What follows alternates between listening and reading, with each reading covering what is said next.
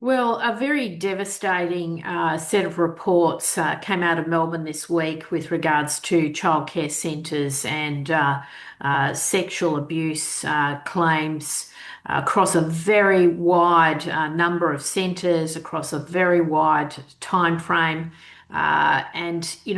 Just absolutely devastating for all the people impacted.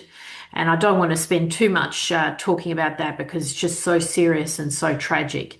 But I want to talk about this in the context of board directors and governance and risk management. Too often I think people get trapped into the thinking of, well, this is the way we've always done it. We've always done our police checks. We've always done our blue cards. Tick, tick, tick on the risk registry. We're doing everything right. But you really always have to look at risk through a new lens. Evolving risks, changing environments, changing issues, and constantly looking at things with a fresh pair of eyes because you just don't want these things happening on your watch. And, in the case of the childcare centres, I think we'll see some form of a commission or maybe even a royal commission coming into the sector because the issues are not just isolated to what we've seen in the press in recent times.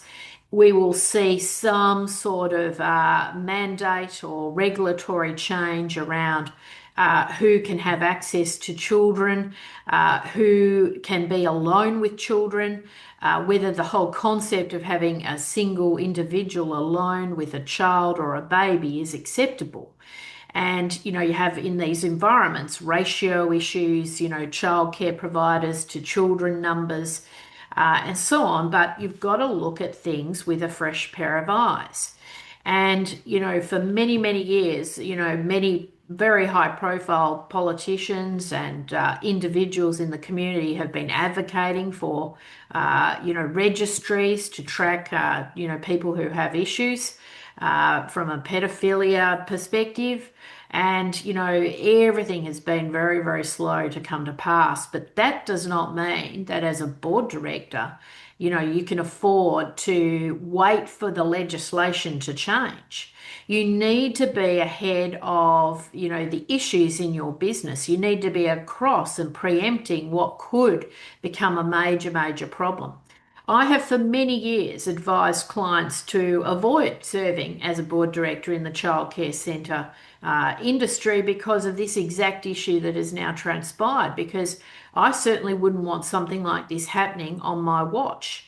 Now, if I was going to go in as a board director, I would be wanting to very carefully look at the systems, the processes around the recruitment of individuals that come into the sector and not just rely on the stock standard police checks and the blue card.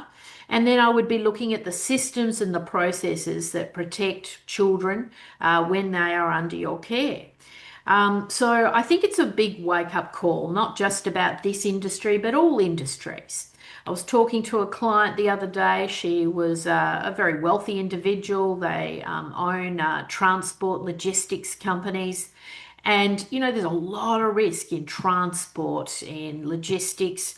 When you're dealing with, heavy equipment, you're dealing with drivers, you're dealing with a lot of, volatility, safety issues all the time. You can't take your eye off the wheel, so to speak. As a board director, you have to be constantly looking at the issues. And just because the industry says, well, drivers shouldn't drive for more than 8 hours at a time, or whatever the mandates are, or whatever the legislation says, does that necessarily mean that you just go to lowest common denominator as a board? No, you've got to be thinking about the best practice way you can run your businesses, the way you can balance risk with operational concerns and issues. So I think it's a big wake-up call for risk professionals in all sectors. I think it's a big wake-up call for board directors. And I'd be really interested in risk professionals adding in their insights to my video here because I'd really like to get your commentary on what is now considered best practice from a risk management perspective. Because I think a lot of board directors that I meet with and I'm counseling in a very, very old-fashioned, simplistic approach to risk management frameworks.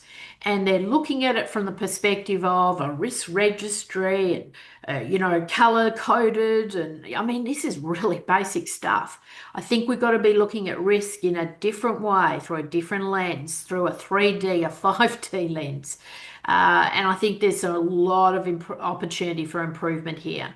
So, something for you to consider yourself, just where you are on the spectrum of your knowledge of risk management frameworks and how you are operating in your own businesses, and what are the things that keep you awake at night, and what do you need to now go into your next board meeting and do to make a real impact and a real difference in that boardroom setting.